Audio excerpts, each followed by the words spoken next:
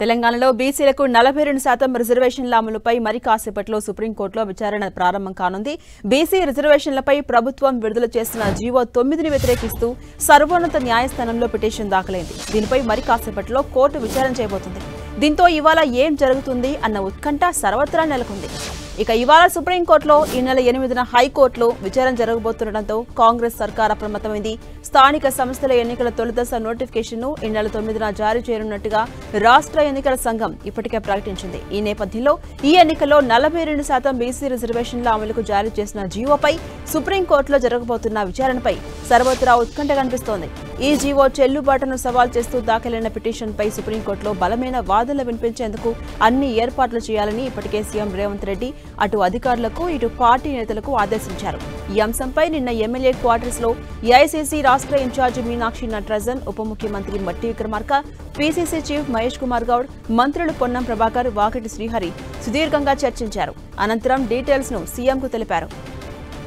అటు సీనియర్ న్యాయ కోవిదులతో ముందుగానే మాట్లాడాలని ముఖ్యమంత్రి ఆదేశించడంతో భట్టి విక్రమార్క, పొన్నం, వాకిటి శ్రీహరి నిన్న సాయంత్రమే హుటాహుటిన ఢిల్లీ చేరుకున్నారు. స్థానిక సంస్థలు జూబ్లీహిల్స్ ఉప ఎన్నికలో ప్రచార కార్యాచరణపై కూడా చర్చించినట్టుగా నేతలు తెలిపారు.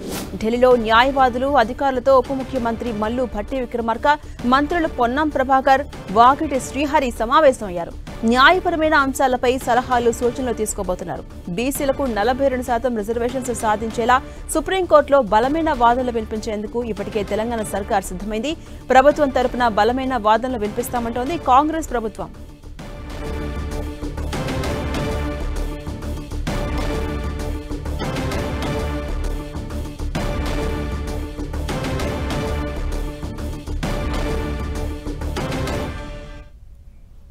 ఇటు బీసీ రిజర్వేషన్స్ పై చట్టపరంగా ముందుకెళ్తున్నామని డిప్యూటీ సీఎం భట్టి విక్రమార్క అన్నారు.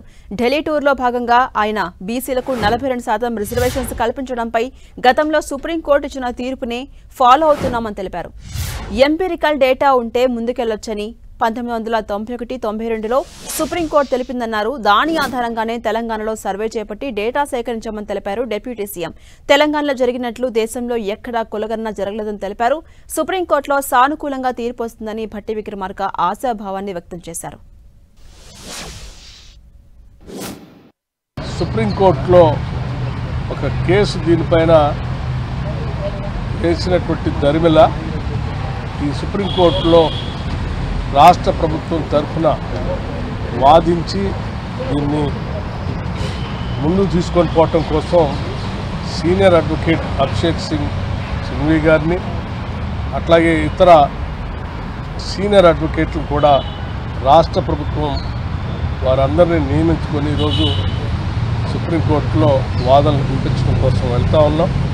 తప్పనిసరిగా మా అందరికీ నమ్మకం ఉంది. స్వాతంత్రం వచ్చిన తర్వాత ఇంతవరకు తెలంగాణ రాష్ట్రంలో చేసినట్టుగా సిపెక్ సర్వే ఎక్కడ చేయలేదు.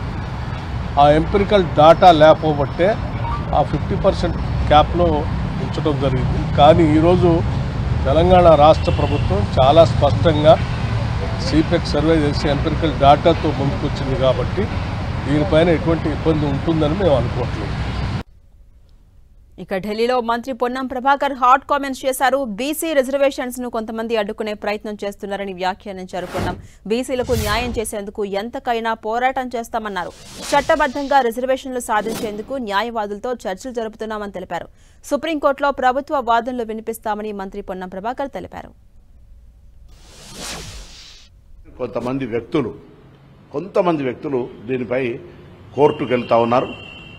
ఆల్రెడీ హైకోర్టులో వాద ప్రతిపాదనలు విన్న తర్వాత కూడా ఎన్నికల నోటిఫికేషన్కు పోవచ్చు అని చెప్పినారు. ఎన్నికల నోటిఫికేషన్ పోయిన సందర్భంలో 8వ తారీఖు వాయిదా ఉండగానే కొంతమంది సుప్రీంకోర్టును ఆశ్రయించినటువంటి పరిస్థితి.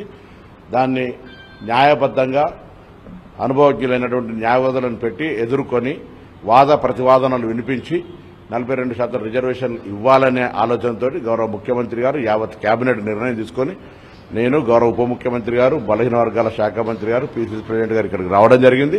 ఢిల్లీకి న్యాయవాదులతో మాట్లాడుతా ఉన్నాం. వీలైనంత వరకు మా ప్రభుత్వం 42%తో రిజర్వేషన్లకు పోవడానికి